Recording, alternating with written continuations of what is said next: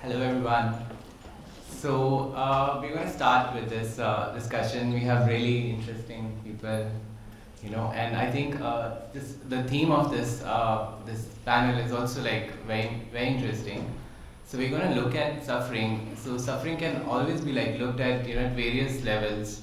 Like there's a physical level, there's a emotional and psychological level, and there's a spiritual level. And in this presentation and more like a conversation, we're sort of going to engage at more spiritual level. And of course, at physiological level, there could be ways to deal with body, right? Body in a way that it heals rather than numbs. Like in the previous presentation, Daniel and Olga were talking, right? Like that how psychiatry was a way which was sort of not allowing them to, sort of process their feelings and thoughts. It was numbing them.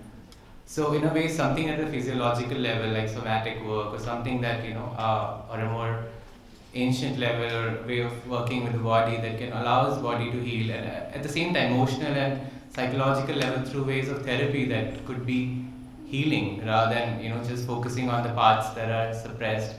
So what I understand from spiritual is almost like being open to pain or distress in one's life, like whatever suffering that I have in my life, that I'm living it. I'm like being with it rather than sort of getting away with it rather than denying it. So I mean the first response is always just to sort of not look at it and deny it, and because it's very overwhelming, it's difficult, it makes me scared and sad. But often being with suffering for some time, I feel like it opens up in us something that has a whole potential to grow and heal in a deeper way, to bring us more real, more grounded. And I also find that it also allows me, if I visit with my own sadness and my own anger, that I begin to feel more open and grounded, begin to see, what my day-to-day reality is around. So with these, thoughts and questions, like, what is sort of pain means to us, right? What is suffering means to us in our personal life, and what is our relationship with pain? What is our relationship with suffering? Because our culture also allows us to get away, like find a way to not be with it, like look for some space which takes you away so that you can keep distracting yourself for a long time. So, what is our relationship? What is our relationship with suffering, pain, and then how this suffering has sort of changed us? So, we'd like Rajiv ji, Basit to begin. So,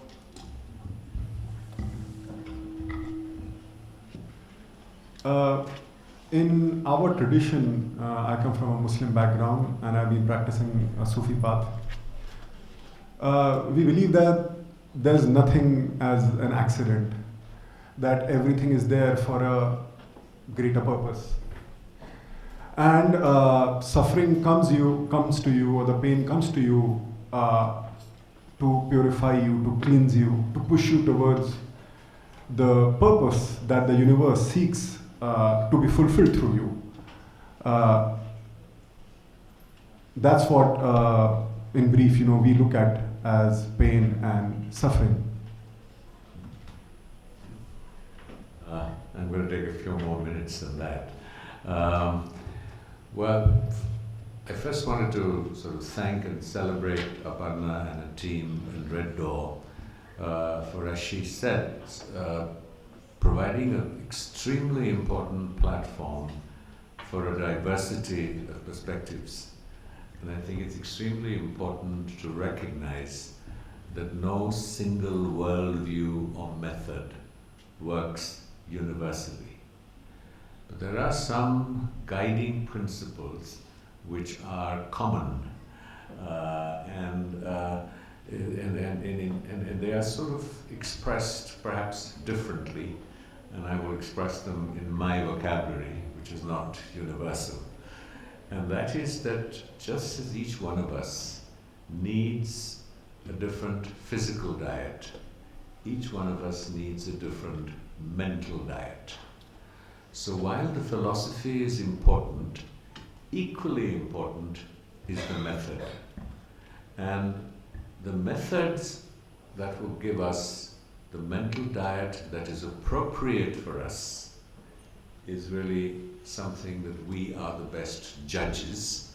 And as Basit pointed out, that much of it derives from our spiritual, religious backgrounds as to what is appropriate for us, because that is deeply embedded in our consciousness, that particular worldview. So if you hold that worldview and you try to work with something that's alien for that, to that you will get mental indigestion. And where does pharmacology fit into this? Because that was mentioned.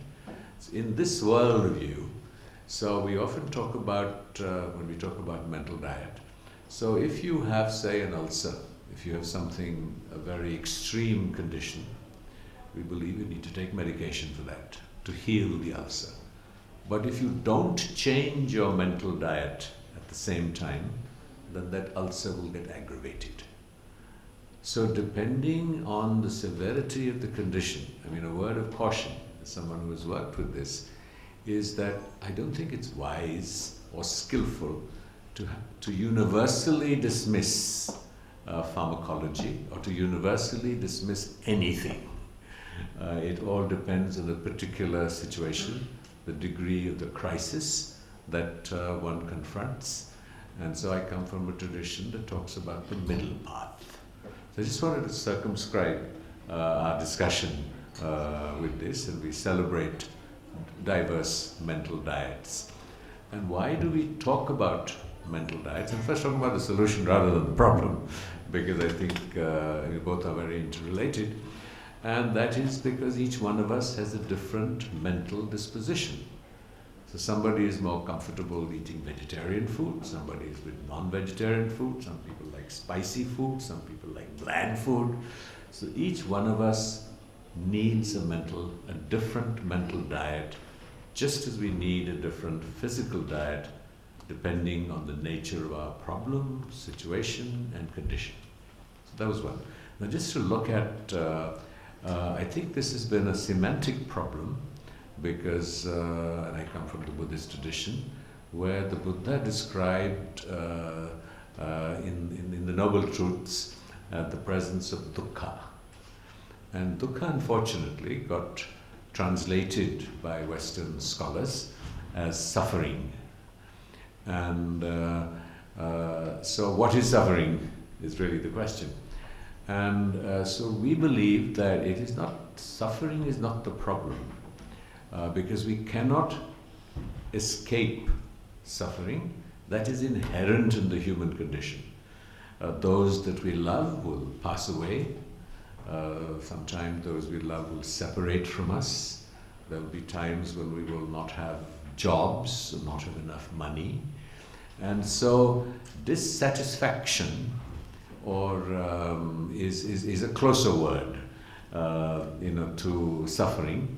And what we can deal with is the suffering of suffering. So when we say suffering is inevitable, we mean that in a much more nuanced and complex way. So it doesn't mean that you have to suffer, and it equally doesn't mean that you can stop suffering. So if you're a sensitive human being and you see someone suffer, how can you not suffer? So to believe that somehow we can exclude suffering from our lives and by doing X, Y, and Z, from our perspective, is not possible. And as Basit said, from his tradition, that all these elements are given to you in that tradition. We have a notion of karma, but the principle is the same, so that we can learn and evolve from them. So it is how we handle the suffering, not necessarily the elimination of suffering, is, I think, a fairly universal spiritual perspective. And each one of them approaches how we deal, how we cope how we evolve uh, from the experience of suffering and tame and dilute or even sometimes eliminate the suffering of suffering. So it's extremely important to understand from our principles that we are not talking about the elimination of suffering. As suffering is not the word. Let me just say dissatisfaction. I was wondering, would you like to respond to what he said? No, it perfectly makes sense, if with what Rajiv ji was saying. I was just thinking when you mentioned Buddhism, I was just thinking about Siddhartha, that, if he did not come across suffering, his journey would not have started in the direction of being a Buddha. So yeah, it's really about what you make out of that suffering and not just continue to suffer in it. It makes sense, yeah. Yeah, so yeah, I was just wondering about that. Speak loudly. Yeah. So I think both of them. Okay. So you can speak from here, put that off, because I think that's what's creating the feedback. Turn those off. Yeah. I think that's great feedback. Yes. No suffering. Okay, so listening to both of you, I was like wondering about, you talk about, Rajiv, you talk about the middle path. Hey, this Buddhism. GG does good. Bye. Okay. Basit bhai, Pankaj bhai. Rajiv, bhai, and Basit bhai.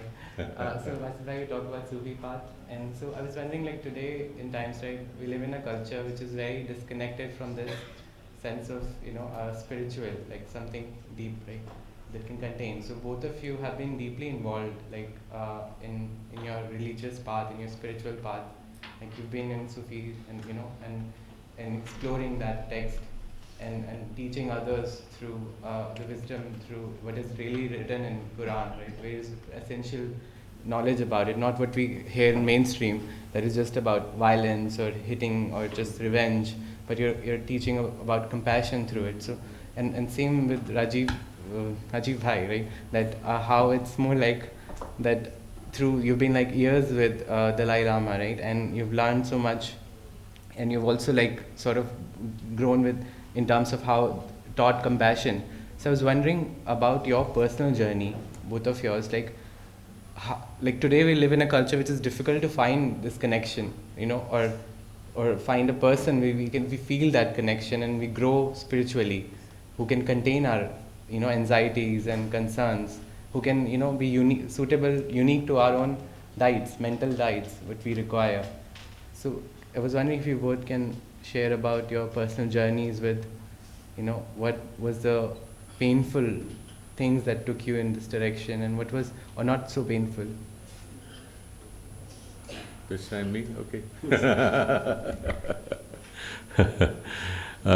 Well, sometimes the personal journey is too personal, but let's just say that I was at a difficult, challenging time in my life after I came back from university in England, and I felt a deep assertion of my Indian roots, and I use Indian in the larger sense, not Hindu necessarily, and so I connected with the Dargah in Ajmer, and there's a wonderful Kadim there. Not a Kadim, he's sort of the what do they call, the Gaddi Shaheen kehte hain na? So Sayyid Salman Chishti, who's a very fine young man, and I'd met his father, and a deeply secular space where people of all faiths and traditions go. And I did the little circuit, and I went to Maharishi Mahesh Yogi, and I did a teacher's training course there, because the Beatles had just been, and so it was the fashionable thing to do in Aurobindo. And finally I ended up, I had deep roots in the Ramakrishna mission, and with His Holiness the Dalai Lama. And what was very gratifying for me was that over the years And I think this is very important for our times to reaffirm this, that the Dalai Lama, who's a preeminent Buddhist monk, became a very good friend of Swami Ranganathananda, who was the head of the Ramakrishna mission, and who now sort of treats Sayyid Salman Chishti as a younger brother, and they meet often, and he has been to the mosque.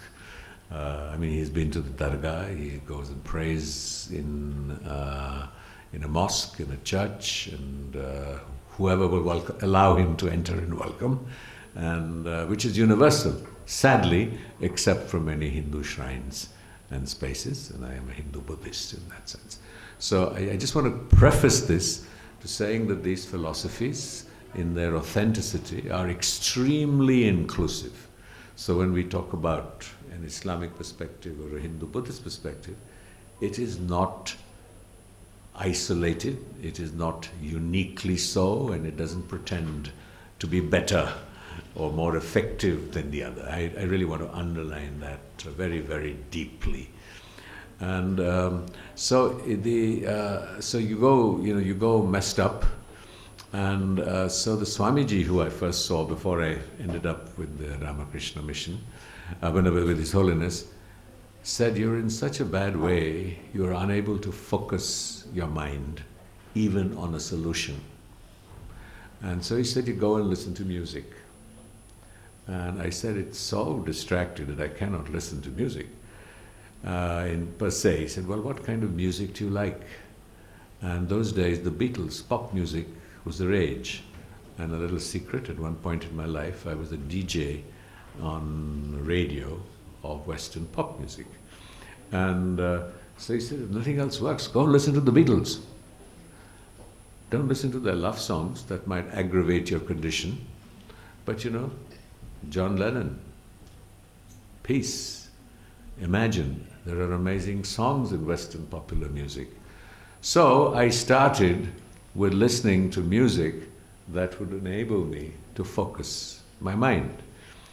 Because till such time as we develop the ability to get some modicum of focusing our minds on something, first anything, and then something constructive and meaningful, it is very difficult for the journey to begin. And the genius of our civilizational heritage has been the teaching of both method and wisdom. So, Basit Bhai, in the Sufi tradition, is really focusing more on the method aspect of the philosophy of Islam, though even in Islam there are methods, right from the way you bathe to the way you do your namaz. And each movement of the namaz has enormous, not just significance, but, I'm sorry, I'm taking your word, but have extreme value. So when you sit down and you prostrate, prostration nurtures humility. And I have to just sort of disagree a little bit on the aspect of the physical, because embodied in our heritage is the enormous value for some people on the physical. And why the physical? And for example, if you look at yoga, and I went to the yoga teacher, B.K. Iyengar, when I'm talking too much, just tell me, because I tend to get carried away. But please do. Aapko main hak deta hu. So I went to the yoga teacher, B.K. Iyengar, a very famous teacher who's now no more. And I learned from him, just an anecdote, that when he was 95, 96 years old, and when he was dying, a few months before that, I went to see him, and he was in this very complex yoga posture. And I said, "Guruji, ab aap ye kya kar rahe hain? You've done it all." He said, "No, there are still parts of my body that my consciousness has not reached." So the body is the repository and the expression of our deepest emotions and our consciousness. And we have misunderstood yoga as being purely a quick health fix. And to give you the simplest of examples, that if when you're feeling low or depressed, your whole posture will change. And when you're feeling empowered and energetic, it'll be another form. So what physical posture, what yoga is trying to do at its highest levels, is that through the practice of posture, to be able to impact your mind.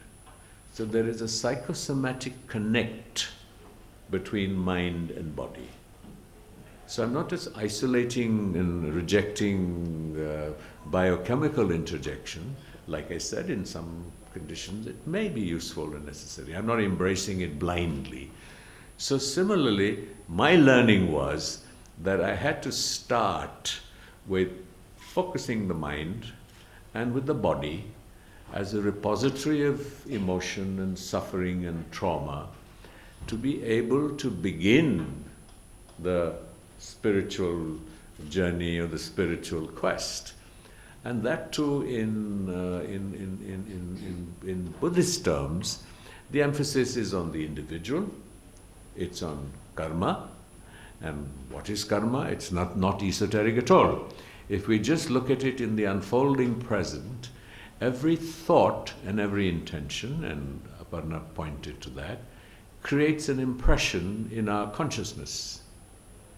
So what we're really trying to do is, the Western psychology is urging you to bring that up to surface and release it somehow. We believe that sometimes when you bring it up to surface, it may trigger dimensions of your memories that you're not able to handle or cope with or resolve at that time. So we look at the principle of what we call antidotes. And there's been a lot of talking about compassion. And compassion is universal to all religious traditions.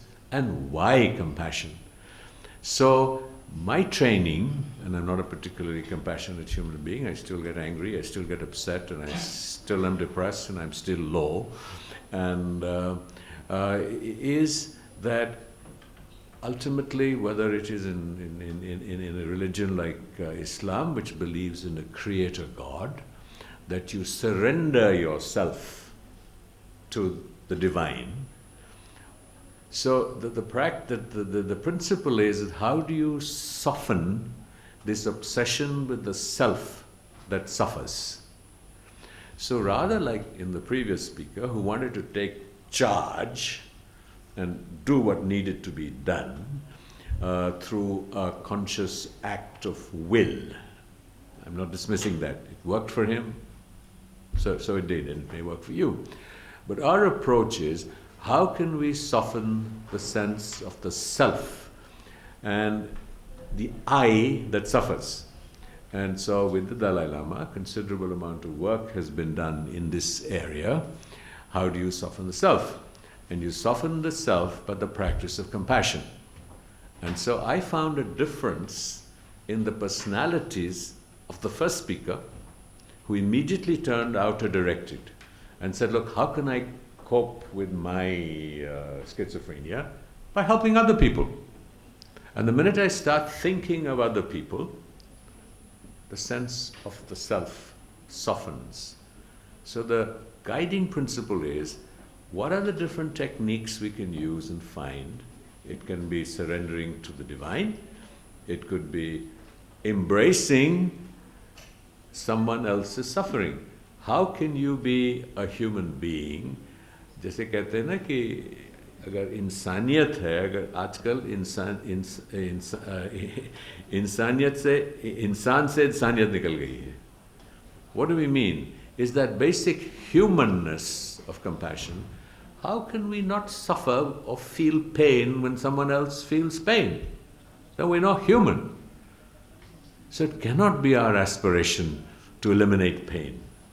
It can be that how can we soften, so rather than going at the object or the situation that is creating pain. So one of the great lessons, and then I will stop here, I've spoken too long already, is that when I went up to Dharamsala, And you know, the Tibetans have experienced genocide far worse than what the Ukrainians are going through at this time in the early 1980s. The prayer mats there said, pray for the Chinese. And every morning's prayer started with, may the veils of ignorance lift from the Chinese. So the capacity to experience compassion even for the person who is causing you pain as a methodology, and he will tell you that the Sufi tradition has many resonances of it. The very notion of an absolute enemy or someone who is a soul embodied, how do I put it, oppressor of yours is different.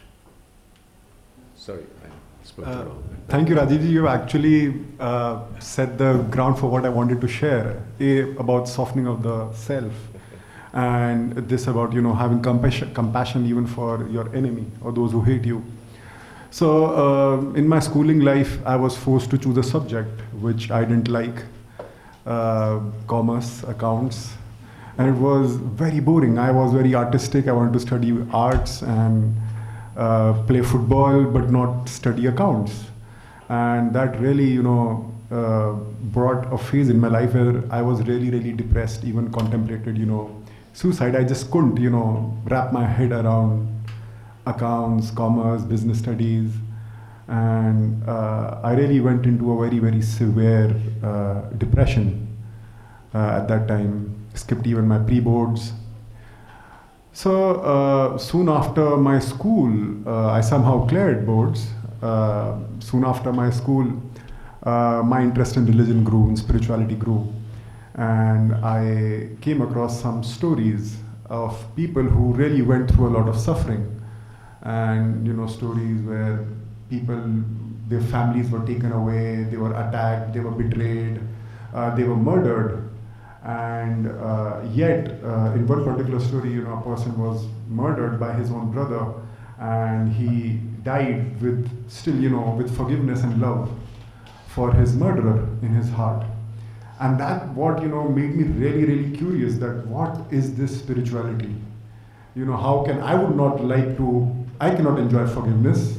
I cannot enjoy, I would hate to forgive somebody who wrongs me. So that's where my journey into spirituality began. That why did these people behave in this way? Why were they continuously behaving with love, compassion? So that brought me into understanding that that they had love in them, and undying love, unconditional love, even for somebody who hates them. And that was what was keeping them centered throughout their journey. And I started to emulate them, copy them, listen to the wisdom that they had to give.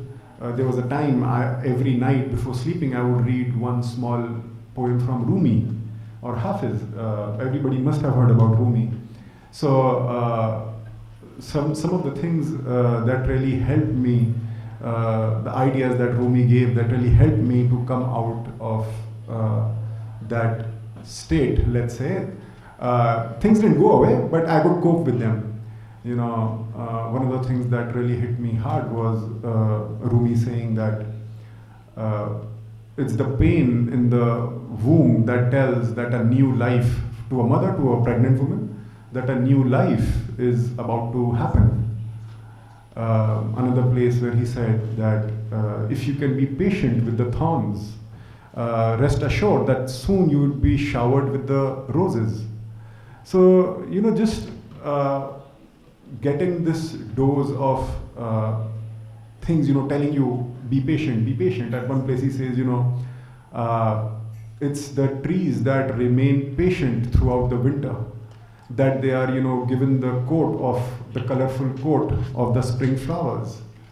So these are the things that really help me, stay there, be patient, be hopeful, and hang out, keep working on myself, and not let anything steal compassion or love away from my heart.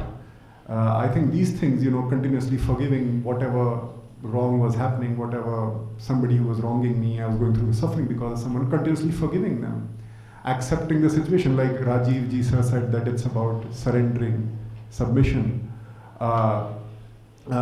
accepting no matter what happens to you. I'll share one incident in my life. Just 1.5 years back, 2 years back, I fell from the footpath and fractured my ankle, right ankle. And the moment that happened, I could have started to, I felt very, sad in that moment. But the moment, I thought that, in our tradition, it comes not even a leaf falls without the will of God. So I was like, how could I fall if a leaf can't fall? And if it's by His will, then I accept. And the moment you accept and submit, that pain, that of course the physical pain was there, but that mental agony, with that acceptance was gone. So this is how, the spiritual tradition helped me out in my journey. I just want to add that there are three things that unite Basit and me, apart from many others, just from his talk. That the career counselor in my family also wanted me to be a chartered accountant. That was one. Chartered accountant. The second one was that I never got a first division in my life. And the third was that I dislocated my ankle and spent 6 months in bed. So something deeper can make sense. I think it's very important that we don't send out the assumption that now is about spiritual traditions, the phrase, but is that nobody is making a case for pure passivity. I think what we're making the case for is, and again, Aparna had flagged this, is intention. So there are situations where we have to intervene, and so our intention needs to be compassion. So, for example, there is no absolute reason, for example, in the absence of violence, or even not telling a lie. So, for example, if there is a bunch of hooligans who roam our streets these days, and I have with me someone from another community that people are being hostile to, and I say to that person, no, there's nobody here. So I've told a lie, but my intention is not, how do I put it, it's not negative, it's larger than myself. And in fact, it was this principle that guided Gandhiji in his whole effort at non-violence, that to resist the enemy, but to do it with respect and affection for the enemy, with this principle that I mentioned. May the veils of ignorance rise from them. They're being who they are because they're ignorant. So I must both educate them, and it doesn't mean that I'm a pushover. And that means, when I'm attacked, I just don't say, I love you, come and beat me up. Now, I think it's very important to draw this distinction between nurturing compassion, nurturing respect for the other, but the intention. So, an example very often is that there are two kinds of mothers. Mothers who will smack a child. I'm against all violence personally, but may smack a child with great love as a form of restraint. And another mother who smacks a child because she's angry. She can't handle the situation. So both have manifest violence, but with different motivations. So seminal to this idea is that the principle of its value is the intention and the motivation with which one acts. And incidentally, when in the theory of karma, or I believe when the divine is passing judgment on us, or when Christ is reborn and we are all resurrected, I think he will be looking at our intentions, not our actions per se. And even it is the intention behind our actions, if you believe in karma, that leave the imprint. It is not the action as is apparent blindly. It is the motivation. And that's why when we talk about compassion and about this wonderful lady who spoke first, I mean, I was very drawn to her. Incidentally, before I forget, anybody who's sort of struggled with schizophrenia, and I have lots of friends who have, you have to see Aparna's film, and you have to see an amazing film called My Beautiful Mind. It is a Nobel laureate, the story of a Nobel laureate. How he accepted, didn't fight, he embraced, and that didn't, there is a difference between fighting something and embracing something and dealing with it. So we're not talking about embracing it and passively saying, abhi hame ho gaya, hum baith gaye. But usse agar hum ladai karenge, so whatever you fight against, and I'm very uncomfortable with this current notion that, you fight, you heal mental illness. If you fight mental illness, you reinforce it. And I think that's what the scriptures are saying when they're talking about compassion. And if we cannot first be compassionate with ourselves, how can we be compassionate with other people? Sorry, too much. How does one become compassionate to oneself so that one can extend? Well, that as I briefly mentioned when I spoke first, that our civilizational heritage, and that includes Sufism. You go to the Dargah in Ajmer and you will see this. It's an amazing experience, but I don't want to be distracted by that. Is that you nurture compassion through both wisdom and compassion and method. What is the wisdom? The wisdom is that we live in an interdependent world. So whether it is the environment, whether it is chaos and quantum theory that will tell us that when a butterfly flaps its wings in the rainforests of the Amazon, it can set off a typhoon in Bangladesh. So we are living in an interdependent world. We cannot be happy, or again, happiness is a dubious word, made popular by the American Constitution. Let's say have equanimity, because happiness is very dangerous. Because in a sense, the minute you're conscious you're happy, you're not happy anymore, etc., etc., etc. There's a whole sort of unfolding spindle there. So we live in an interdependent world.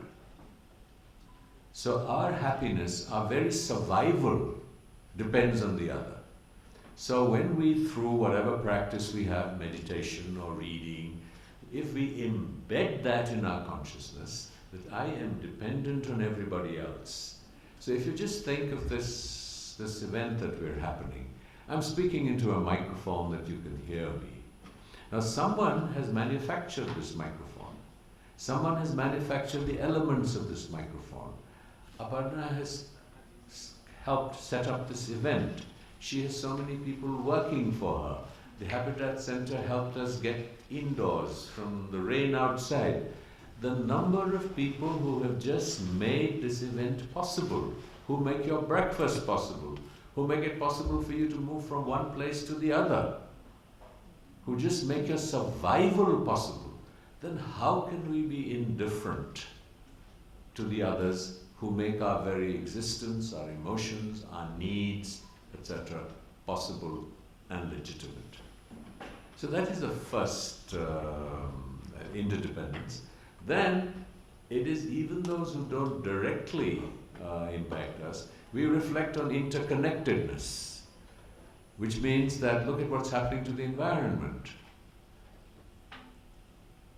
So every action, every match that is lit in the smoke or whatever, the pollution that comes out of it, every car, it all adds up. So we are interdependent and we are interconnected. And the third thing that unites all of us is we are all impermanent. We somehow have this sense that we are eternal. or we are infinite, and that life is going to go on forever.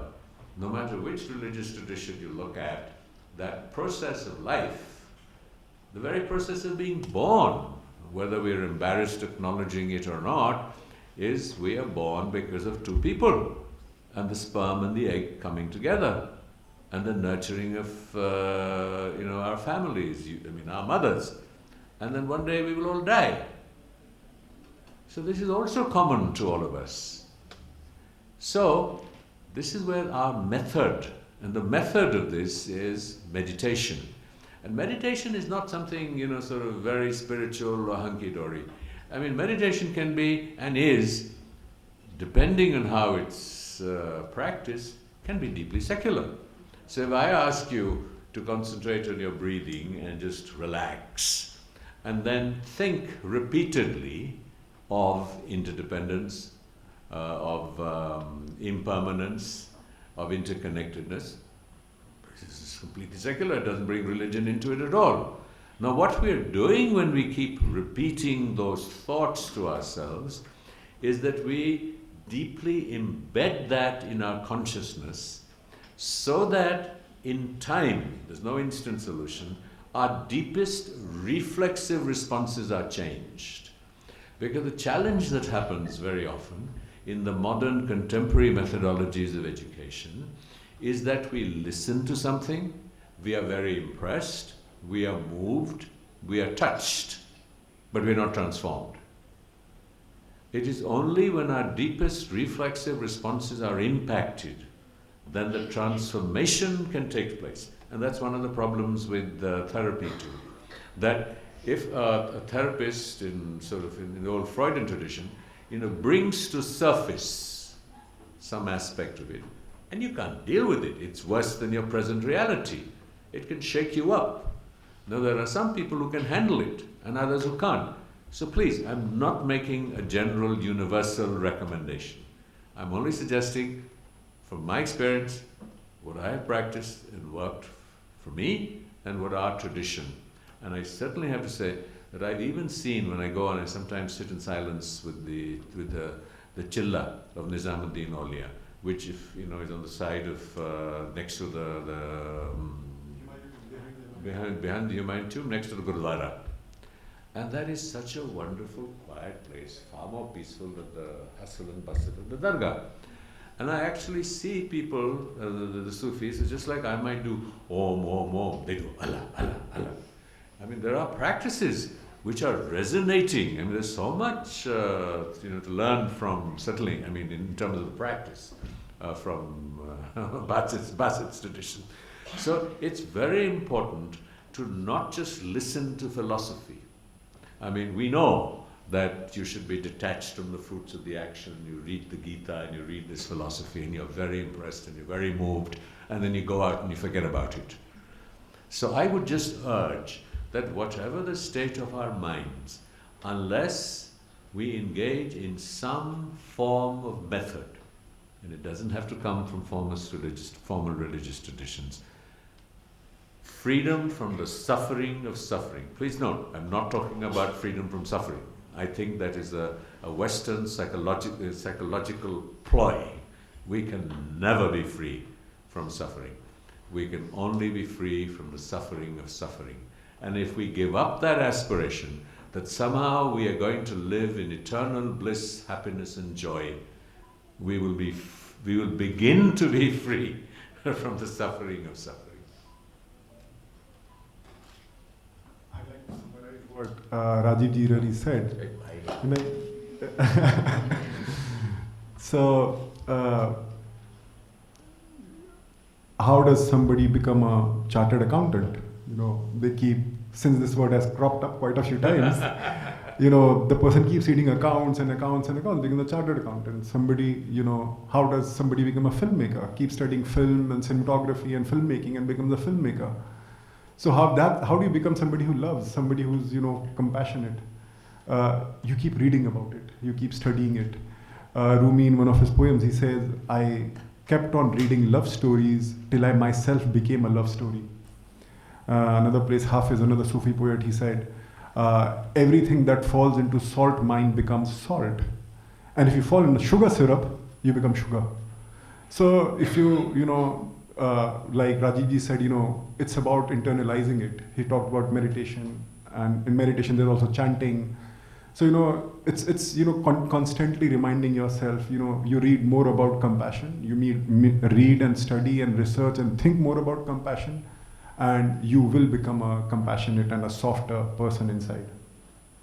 I was wondering, what if we're practicing inwardly, and then what if there's some things we begin to see in ourselves which we don't like, which we're not comfortable with, which are painful, like as you talk about in Western culture, like trying to link up Western and Eastern, right?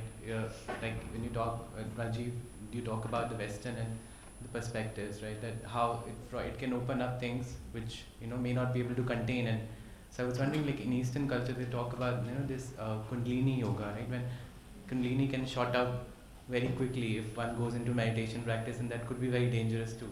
So there's some parallels, and I was trying to link both of them, and I was wondering, in both the tradition, if some things are opening up, which we don't like, how do we extend compassion to that? Like how maybe something painful and something violent within us is coming up.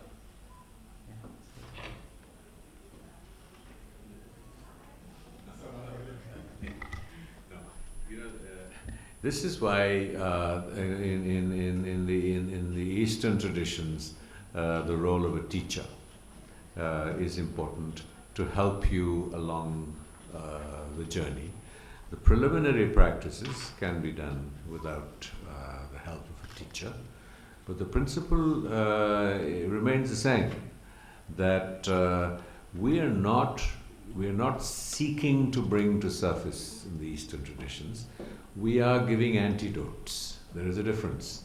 So an antidote is something that counters. If something is acidic, you put in alkali. Do something alkaline. So I'll give you an example from a very common Indian, practice. In Islam, they don't visualize the Prophet, but in the Hindu and Buddhist traditions, we visualize the deity. Okay? Now, we visualize a range of deities. We would visualize, say, a wrathful deity, or a compassionate deity.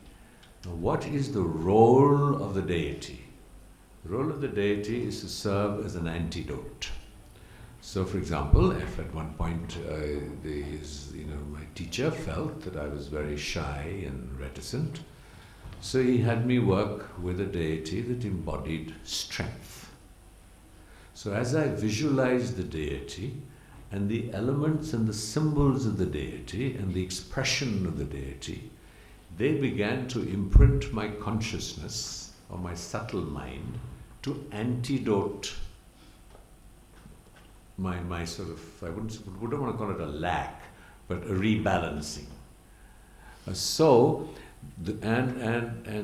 just know this is real science. In the sense that we know, for example, that different colors have different impacts. When we go and see a sunset, we have a particular emotional response to it. When we see a particular form, we have a particular response to it. And as Basit was saying, I'm talking about meditation. He's saying you read, whatever it is that just like you invest time, if you want to build up this muscle, you keep doing XYZ, you keep doing exercises so that this muscle develops. So if you want to retrain your mind, you have to go into this repetition of whether it is through reading, a repetition of an idea that antidotes what is coming up for you, or you look at a form, or you use a sound, and with practice and experience, a great teacher might do it. But they're diminishing now. Usually they want 10 lakhs of your money to go and spend 3 weeks with them and promise you instant enlightenment. And I think the other thing that Basit will tell you, and I will endorse, is that there's no instant solution. It takes effort. And during that process of effort, there will be some upheaval, and And you could have, for example, if this is too esoteric, just tell me. I'll change, talk about something else.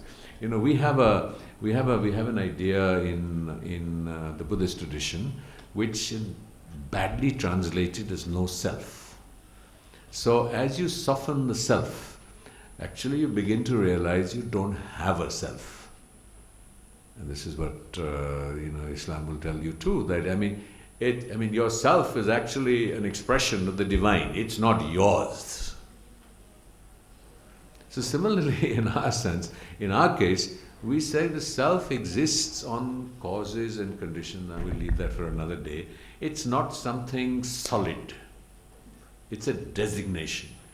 So when I first started this practice, I began to experience great terror and fear as to if there is no self, there is no I. My goodness, I just felt completely uncentered.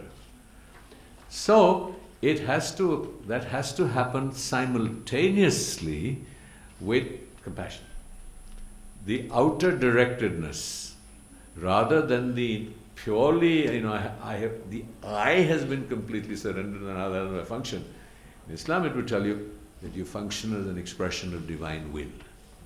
So different philosophical traditions and spiritual traditions will offer solutions and insights to situations, such as these.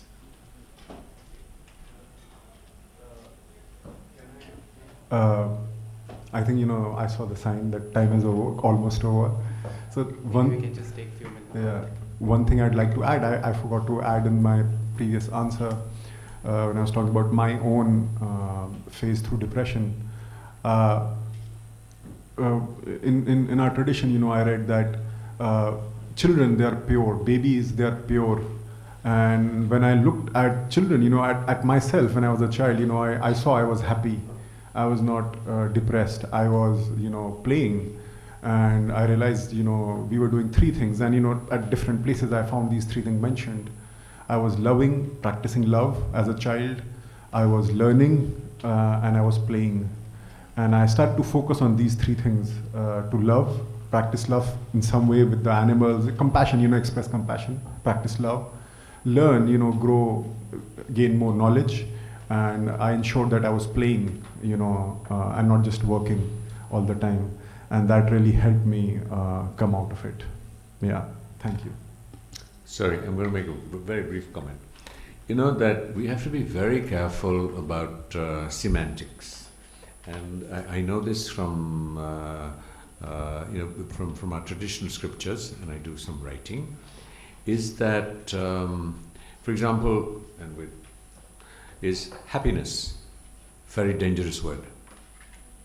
What he's talking about is compassion, and even that is not a completely accurate description, because when we talk about love, for example, immediately it's attachment and reciprocity.